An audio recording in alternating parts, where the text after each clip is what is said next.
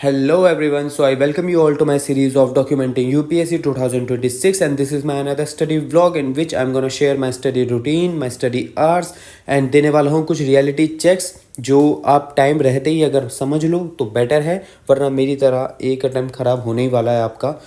Attempt क्या ख़राब होने वाला है, मतलब 25 का मैं दे रहा होता अटैम्प्ट अगर उन चीज़ों पे मैंने थोड़ा ध्यान दे लिया होता, बट जो सच्चाई थी उसको एक्सेप्ट करा और वेट करा। अब देखो मॉर्निंग में सुबह उठ गया था, तो सुबह का क्या है, मतलब 6:30 बजे उठ गया था, 7 बजे से अपना स्लॉट लगाने के लिए बैठ जाता हूँ। और टारगेट आज का ये था कि मतलब पहले तो मॉर्निंग का ही मैं बता देता हूँ, मैं अपने टारगेट्स को 2 पार्ट्स में डिवाइड करता हूँ। एक, दोपहर 12 बजे से पहले पहले कितना पढ़ना है और दोपहर के 12 बजे के बाद क्या क्या पढ़ना है।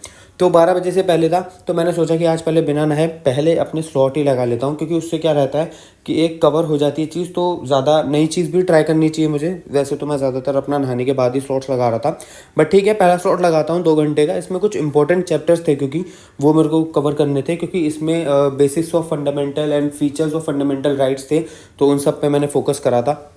और मेरा आर्टिकल भी स्टार्ट हो गया था इक्वालिटी का, तो वहाँ पर भी वो चीज़ें चली रही थी। तो लगभग ये 2.5-3 घंटे की लेक्चर कंप्लीट करता हूँ अपना, और उसके बाद अपने स्लॉट्स वगैरह नोट डाउन कर लेता हूँ, टू डू लिस्ट एक ओवरव्यू लेने के लिए। अब उसके बाद ये वाला स्लॉट्स था मेरा जो ये ख़त्म हो चुका था, तो इसमें जो प्रोडक्टिव स्टडी थी वो मेरी 2 घंटे की थी।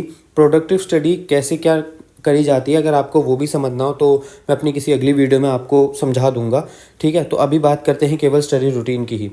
तो लगभग मेरी ये 2 घंटे का प्रोडक्टिव स्टडी रही थी और 10 बज गए थे मॉर्निंग में।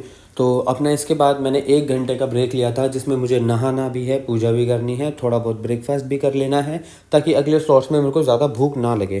तो अपना नहा धो के फ्रेश वगैरह होते हैं, पूजा वगैरह करते हैं। और मैं आपको एक जो रियलिटी चेक की बात कर रहा था ना, वो यही है भाई कि अगर तुम्हें लग रहा है कि यूपीएससी 2026 में भी बहुत टाइम है और तुम ईजिली सब कुछ कर लोगे, तो ऐसा बिल्कुल भी गलती से सोच मत लेना। ऑलरेडी 2026 की नोटिफिकेशन आउट हो गई है, और मैं भी यही गलती कर रहा था इस साल अपनी, मतलब जो अटेम्प्ट खराब हुआ वो यही कि मैं ये सोच रहा था कि डायरेक्टली ना प्रीलिम्स की प्रिपरेशन स्टार्टिंग से करी, but this is not the way to prepare for UPSC. भाई यकीन मानो, सबसे पहले तुम्हें अपने मेंस की प्रिपरेशन अच्छे से रखनी पड़ेगी, ऑप्शनल रेडी रखना पड़ेगा, और उसके साथ साथ तुम्हें अपनी बाकी चीज़ों को भी अच्छे से मेंटेन करना पड़ेगा। जो प्रीलिम्स होता है ना, अगर तुम्हारे कॉन्सेप्ट वगैरह एवरीथिंग क्लियर है ये चीज़ें, तो प्रीलिम्स तो तुम लास्ट के 2 महीने में भी उसका स्टैटिक पार्ट कवर कर लोगे और हो जाएंगी वो सारी चीज़ें। बट अपनी मेंस पे ज़्यादा फोकस करने की ज़रूरत है। अपना दूसरा स्लॉट लगाया था, दूसरे स्लॉट में लगभग थोड़ा सा अपना 2.5 घंटे का चला था, हाँ ये वाला स्लॉट मेरा।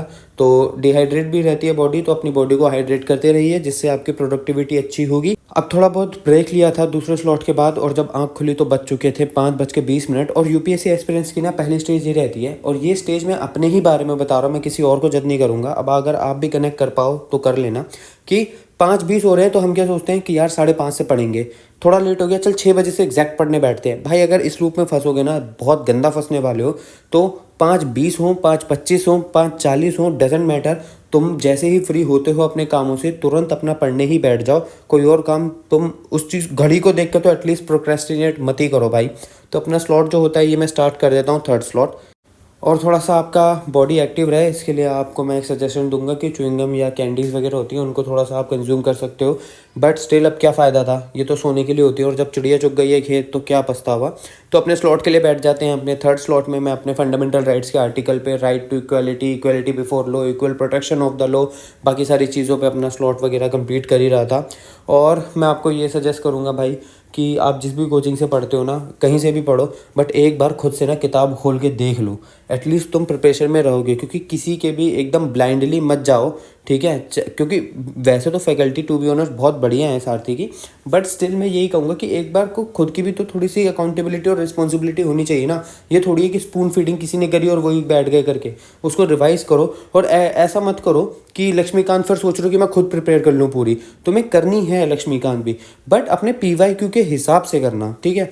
तो ये थर्ड स्लॉट ख़त्म होता है, और लगभग मेरी 5.5 घंटे की पढ़ाई हो गई थी, तो थोड़ा मूड फ्रेश करने के लिए मैं बाहर वगैरह चला जाता हूँ। Okay, so let me be honest, आज 4.5 घंटे की लगभग मेरी प्रोडक्टिव स्टडी हुई है, और इम्प्रूव करना है इसको डे बाय डे। बट कभी भी एकदम ऊपर नीचे बहुत सारा ऐसा चल रहा है प्रिपरेशन में, बट ठीक है। आज की जो प्रोडक्टिविटी थी ना, वो भले से 4-4.5 घंटे की थी प्रोडक्टिव स्टडी, बट वो अच्छी रही।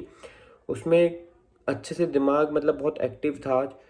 और शाम आते आते क्योंकि कॉन्फिडेंस था कि चल ठीक है 4.5 घंटे की तो हो ही गई है और बाकी भी हो जाएगी, अभी तो रात में 3-4 घंटे है, और इसी चीज़ में चीज़ ऐसी हुई कि मैं फिर पढ़ा ही नहीं, ये मेरी कमी रही।